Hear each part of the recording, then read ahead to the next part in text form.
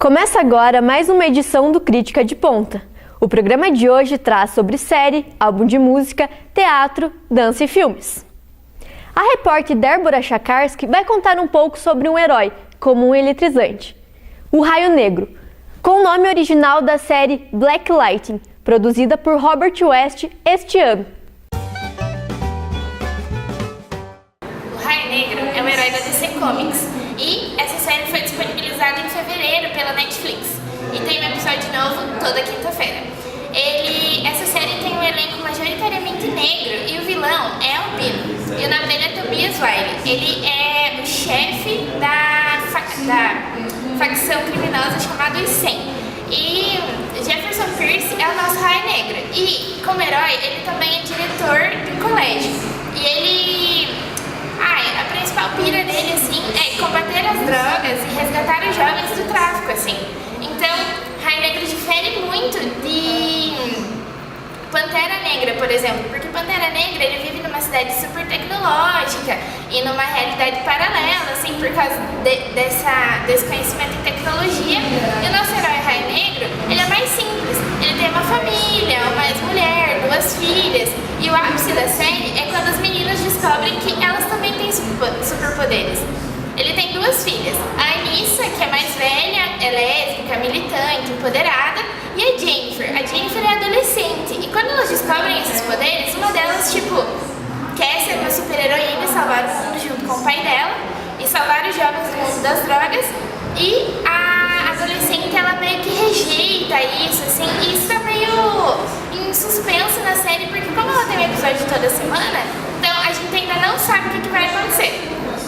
Raio Negro é muito representativo, porque ele vive numa periferia que se chama Beco do Suicídio, e lá, perpassa toda a realidade de uma comunidade negra, de como as pessoas são pobres, e como, elas passam por dificuldades para estarem na escola.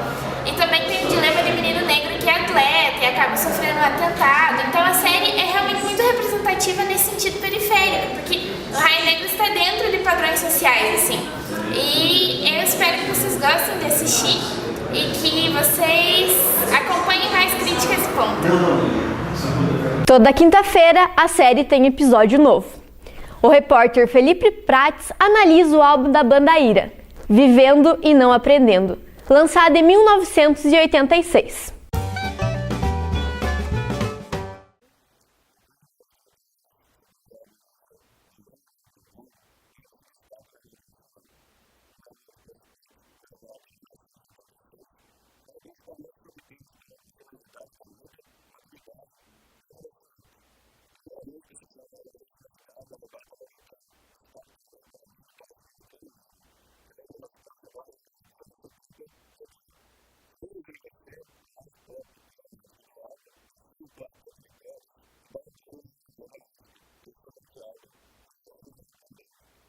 A banda Ira tinha acabado em 2007, após brigas entre os integrantes, mas em abril de 2013, a banda anunciou o retorno.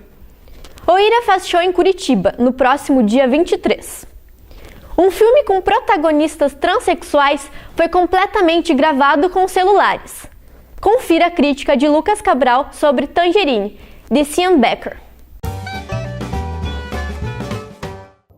2 amigas prostitutas, negras e transgênero, Cindy e Alexandra, saem por uma jornada por Los Angeles em busca do namorado de uma delas, que traiu ela durante todo o tempo que ela passou na cadeia. Tangerine, de Sean Baker, é um tour por Los Angeles, cheio de personagens e causos hilários. A comédia, apesar de descompromissada, é socialmente engajada e retrata as minorias de uma maneira que elas geralmente não são retratadas. Em 2015, as 2 personagens ocuparam as telas do Festival de Sundance e somente depois da apresentação do filme foram contar que o filme foi completamente gravado em smartphones. Com uma fotografia belíssima e um ritmo muito acelerado, o filme realmente consegue prender o espectador.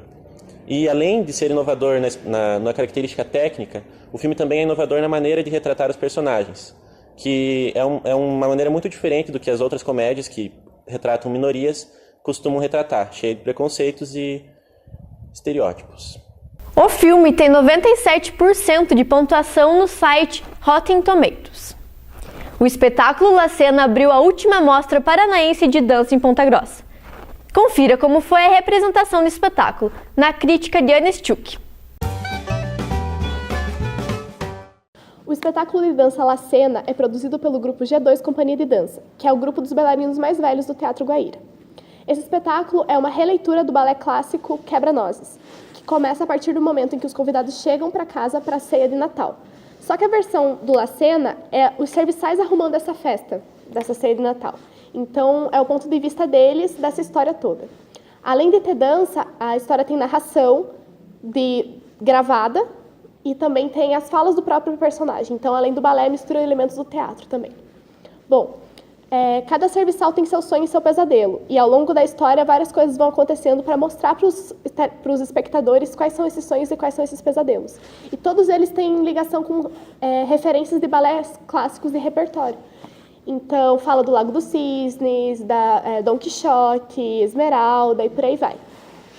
Quando eles vão tratar esses sonhos e pesadelos com os balés clássicos, eles misturam o figurino deles, que é de serviçais, de empregados da casa, tanto da cozinha quanto faxineiros, governantes, etc. Misturam esses elementos com elementos dos balés clássicos para a gente conseguir, além da música, identificar pelo figurino de qual balé está se tratando. Por exemplo, no Lago dos Cisnes, quando a empregada lá é Odete, o pesadelo dela, na verdade, é ser presa e o sonho dela é ser livre. Os funcionários usam um chapéu como se fosse um bule de chá com peninhas. Então, dá a impressão que é um cisne. Então, eles misturam esse elemento da cozinha com a pena, no caso, que mostra o cisne. E juntando tudo isso, dá a entender que é o Lago dos Cisnes. E por aí vai. Até castanhola é usada na coreografia de um deles para mostrar que é Dom Quixote. Bom, a história vai se desenrolando, tem uma governanta que ela é bem rígida e todos os outros empregados. E ao longo do tempo, do desenrolar da história, os empregados a maioria deles alcança os sonhos deles. Ou, quando vive o pesadelo, consegue tentar amenizar essas coisas. Ele tem um tom meio cômico, a história tem um tom meio cômica e ela é bem divertida. Então, pessoas que nunca viram balé provavelmente vão gostar dessa história. Ela é muito bem dançada, muito bem executada. A atuação de quase todos os personagens é muito boa. Um ou outro que não tem uma atuação tão desenvolvida, eu acho que é pelo fato deles serem mais bailarinos do que atores. A primeira vez que eu vi essa peça foi no ano passado, na 10ª Mostra Paranaense de Dança do ABABPG, que é a Associação de Bailarinos e Apoiadores do Teatro Guaíra. E aí eles reapresentaram essa mesma peça na 11ª Mostra Paranaense, que foi esse ano. Nessa reapresentação, mudou um dos personagens. E ele deu uma nova vida pro empregado que ele estava representando ali. Então, as duas peças são bem parecidas, é a mesma história, eles acabaram mudando alguns detalhes e eles interagem bastante com o público também. Em vários momentos, eles descem na plateia para poder continuar o desenrolar da história, e as pessoas vão acompanhando, sabe? Você vê o teatro inteiro girando e acompanhando por onde eles estão indo, assim. E, bom, esses dois personagens dá pra ver que eles são bem diferentes, mas cada um conseguiu ser bem competente na versão que deu para esse personagem. No todo, é bem agradável, a dança é coerente, harmoniosa, a música e a narração casam muito com a história. Tem várias piadinhas que deixam bem cômico e alegre a peça, e acaba sendo um atrativo para pessoas que nunca viram balé ou que relacionam balé a coisas chatas e uma música clássica normal e que eles acham que, sei lá, vão ter sono ou qualquer coisa nesse sentido. Esse balé, ele muda um pouco isso e é atrativo, faz as pessoas rirem, prende a plateia, então é uma ótima alternativa para quem nunca viu dança, recomendo, e é isso. O Grupo G2, Companhia de Dança do Teatro Guaíra, apresentam desde 2014 a peça, que é bem aclamada pela crítica. Eu e João Guilherme conversamos um pouco sobre o curta-metragem Eu Não Quero Voltar Sozinho. Confira. E hoje estamos aqui para falar sobre curtas-metragens, que também faz parte da história do cinema. Curta-metragem é um filme pequeno, de mais ou menos uns 30 minutos. E hoje nós estamos aqui para falar de um curta-metragem brasileiro, Eu Não Quero Voltar Sozinho, com direção de Daniel Ribeiro, produzido em 2010. Ele já foi exibido em mais de 100 festivais nacionais e internacionais, no qual conseguiu mais ou menos uns 80 prêmios. E no YouTube, conta com mais de 5 milhões de visualizações. Também ficou entre os 10 filmes mais votados pelo público, no 21º Festival de Curtas de São Paulo. É assim, numa sala de aula, que se passa a vida do protagonista, Leonardo, que é deficiente visual e tem a sua primeira paixão, que começa na escola. No curta-metragem que você conferiu agora, você reparou que o diretor, Daniel Ribeiro, ele tentou mostrar como que se passa a vida de um estudante que é deficiente visual, já tem suas dificuldades a partir disso. Você consegue observar também os outros alunos da escola fazendo bullying com ele, etc. Por mais que discreto, e ele até deu uma risada, mas ainda assim é uma violência psicológica.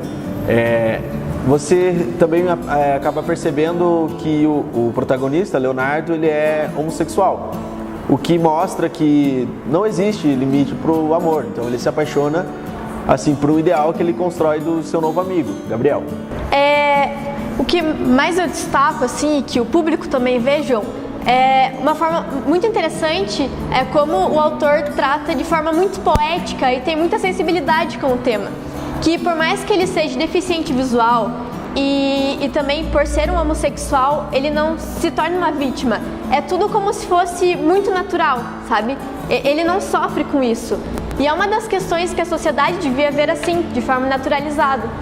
Afinal, uma das críticas também que o Daniel faz é que ele é deficiente visual. Logo, ele nunca viu a aparência de um menino e nem de uma menina. Então, ele não tem um padrão por se apaixonar. Isso mostra que essa parte dele se apaixonar por uma pessoa que ele só conhece ali pelas outras sensações, né? Pelo cheiro, pelo tato, pelo carinho, pelo companheirismo que ele tem das outras pessoas, mostra que não tem barreiras assim para ele gostar de alguém.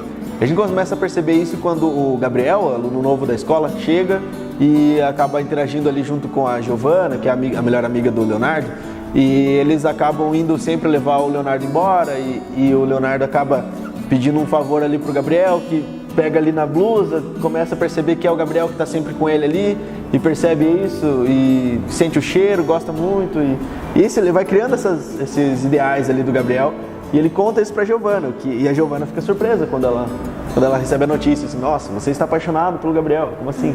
É interessante o contexto.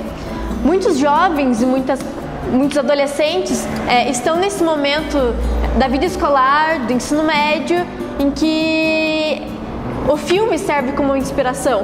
Porque é um momento que muitas vezes eles podem se assustar, não saber o que está acontecendo. É a primeira vez, é a paixão. Então, o filme ele inspira de forma naturalizada a não ter medo desses sentimentos, a ver como isso acontece com o tempo e flui naturalmente. E ele também mostra que a amizade também é uma coisa muito grande entre eles e que o espírito que a Giovana tem o espírito de amizade que a Giovana tem pelo Leonardo ali no começo é sensacional, que ela tá ali sempre com ele, sempre dando aquela ajuda e tudo mais. E daí a trama também se dá bem naquela parte ali na aula de história, quando se tem que fazer um trabalho ali, onde o professor divide duplas entre meninos e meninas, onde os meninos vão fazer sobre Esparta e as meninas sobre Atenas, se não me engano.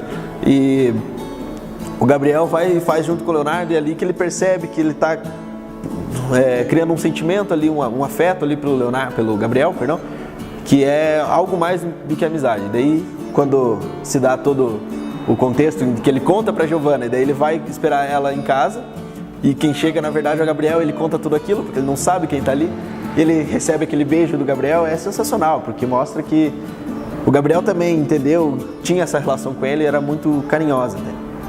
É tão simples, né, se isso acontecesse de fato, porque ali não mostra um preconceito com relação à opção, sabe? Tanto que a Giovana, por mais que ela seja apaixonada pelo melhor amigo, ela entende ele. E no final das contas, tudo acaba de forma poética, como eu disse no começo. E para quem gostou desse curta-metragem, tem a continuação, que é a longa-metragem chamada Hoje Eu Quero Voltar Sozinho, que foi produzida em 2014. Também vale a pena dar uma conferida. É isso. Esse foi o Crítica de Ponta. Se você estiver interessado em mais recomendações, procure o podcast no site do periódico. E até a próxima!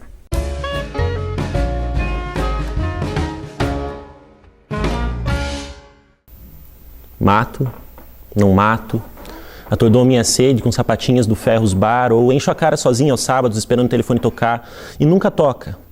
Nesse apartamento que pago com o suor do potencial criativo da bunda que eu dou 8 horas diárias para aquela multinacional fodida.